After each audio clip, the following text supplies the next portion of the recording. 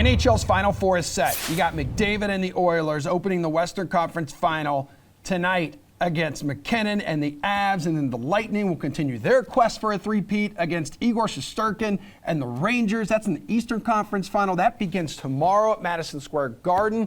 Let's get into it right now. RotoWire's Paul Bruno. We got AJ Scholz here, along with NHL.com's Anna Dua. Paul, what's your initial take on the East here, Rangers and the Lightning? Oh, I'm excited about the goalie matchup here. I think you got to hammer the under all series long with Vasilevsky and Shesterkin in the nets. So that's what I'm looking forward to in this set.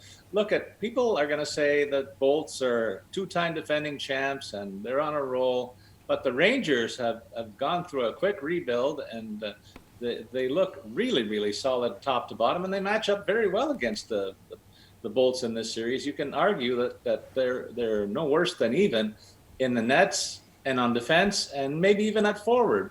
That's maybe where the biggest disparity is, but it's not even that great. And the Rangers did sweep them in the season series this year, so It's not an automatic that the Bolts are going to run away with this series. Okay, Anna, what are you looking forward to the most here when the Rangers and Lightning collide? I agree with Paul. If you're a fan of goaltending, is this the matchup for you? We got Shesterkin. We got Vasilevsky. Shesterkin performing awesome against the Tampa Bay Lightning in the regular season. Had a .958 save percentage, one shutout in 3 games against the team. Vasilevsky's just been dominant these playoffs so far, so it's going to be fun seeing them go head-to-head. All right, AJ, talk to me here about this one, man. Well, these two are right. I mean, goaltending is going to be the storyline here, but let's not forget there's some offensive powerhouses here in Nikita Kucherov, Mika Zibanejad, Adam Fox, Victor Hedman. Like, we're not necessarily going to see no goals in this one. I wouldn't expect every game to finish 1-0. Now, having said that, I do agree with Paul. The under is probably the right bet in most of these contests here. But let's remember, I know the Rangers are going to be, the big pick. Everybody's going to want to take them. The Lightning haven't lost a series since 2019. Why bet against them now? Continue to ride that train is my take. I mean, there could be more in-depth analysis of this matchup, but you guys pretty much nailed it. It's a series between a former Vezina winner and then a future Vezina winner. That's it. And then tonight, it's star power galore. We've got going head-to-head, Connor McDavid. We got Nathan McKinnon, both with a chance here to reach the Cup final. So just a simple question, because this is a belated gift to hockey fans. And I'll start with you. Who would you rather have on your team right now between these two? I mean, no shade to McKinnon. He's been a great player so far, but how do you argue against McDavid? The consistency he's had this postseason, unreal. He's had points in all but one game these playoffs, 12 points in 5 games against the Flames. He's been so dominant. You know he's going to produce every single night. McKinnon didn't find the back of the net until Game 5 against St. Louis, so I've got to go with McDavid. Okay, AJ, make an argument here for picking McKinnon over McDavid. Can you do it?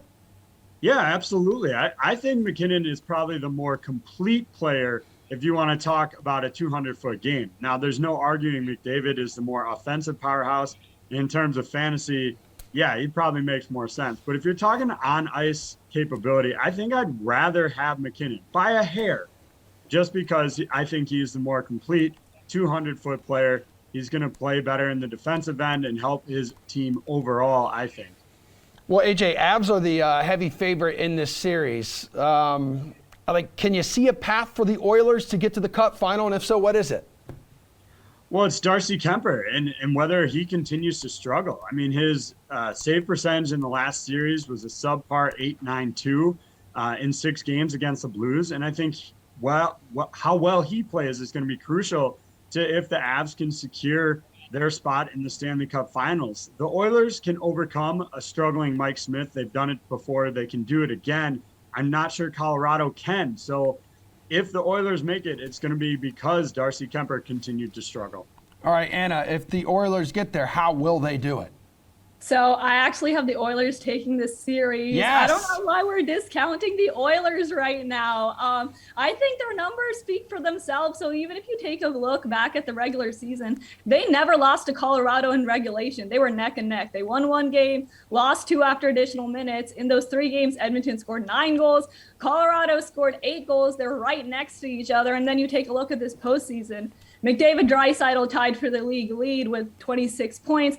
Evander Kane is tied with Kucherov out of Tampa for the 5th most points with 15. So now we have 3 Oilers in that top 5 range in point production. You take a look at the big boys out of Colorado. You got McKinnon, Makar both have 13 points. Who's right behind them? Zach Hyman with 12. So I don't know why we're counting the Oilers out. They've got all the pieces they need, got that momentum coming out of that series against Calgary. People have to take a seriously hard look at them. All right, Paul, but despite like a minor wobble like here and there, the Avs status as the best team in the league was never really challenged.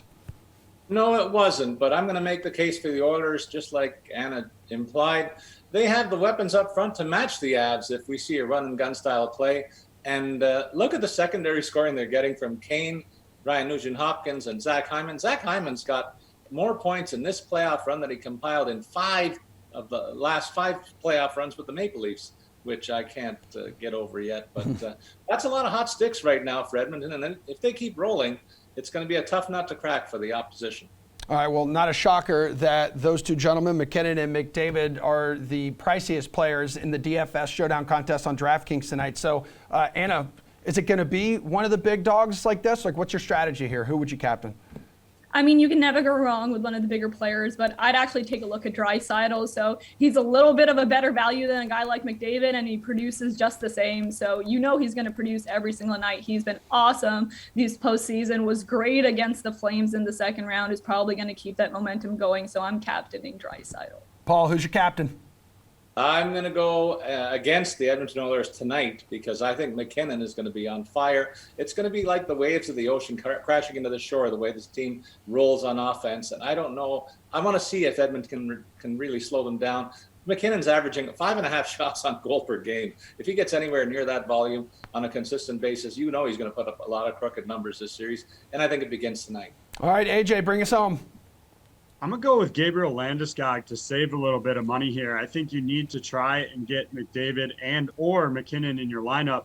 So if you go Landeskog for a captain at 11-4, you get a ton of flexibility here and can actually easily get both McKinnon and McDavid into your roster. Landeskog, for his part, certainly having a solid postseason with 11 points in 10 games, including 6 goals, 4 power play points. I think he's worth spending down for to give yourself more roster flexibility the rest of the way.